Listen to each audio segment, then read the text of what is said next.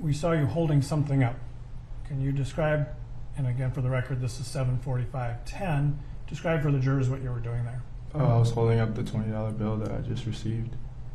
And is that something you always do, or something about this? No, when I saw the bill, I noticed that it had a blue pigment to it, kind of how a $100 bill will have, and I found that odd, so I assumed that it was fake. Okay. But Mr. Floyd is still there, correct? Yes. And you completed the transaction? Yes. All right. And then upon doing that, did he leave the store? Yes. So after you looked at the bill, though, he didn't leave immediately, did he? No. After he left, did you look at the bill again? I did. All right.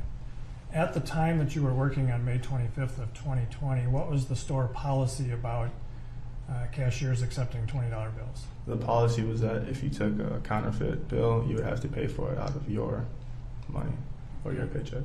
And it gives you an incentive to be careful about what you take? Yes. All right. So did you think that bill might not be legitimate? I did. So what did you decide to do? I took it anyways, and I was planning to just put it on my tab until I second guessed myself. And as you can see in the video, I kept examining it, and then I eventually told my manager. All right. And when you told your manager, what happened next? What were you told to do? He told us to go out to the vehicle and to ask him to come inside to discuss what just happened. Your manager, what were your instructions? Just to go out to the vehicle and ask him to come inside to talk to the manager. And did you in fact do that? Yes. All right. When you went out there, let me ask you this, how many times did you go out there? Twice. So let's talk about the first time that you went out there. Did you go by yourself or with some other people? The first time I went with one other person. What was going through your mind during that time period? Disbelief and guilt. Okay. Why guilt?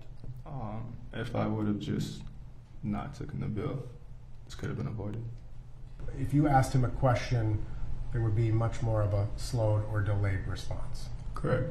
And I believe in your interviews you also indicated that he was having some trouble with certain words. Correct. I think he was trying to form the words. Right. So he was delayed in his speech, and you believed him to be under the influence of something. Correct. All right. And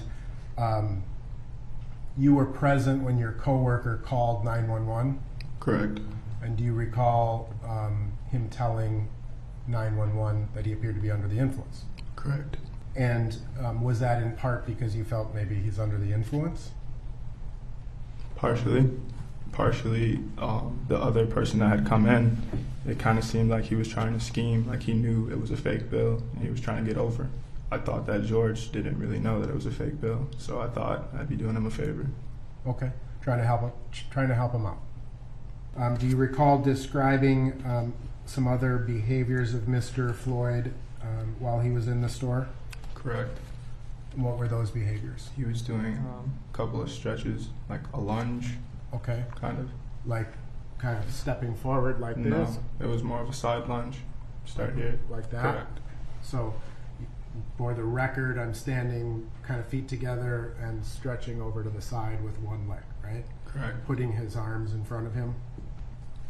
And kind of based on your observations of his behavior, his speech patterns, that's what caused you to form the impression he was under the influence. Correct.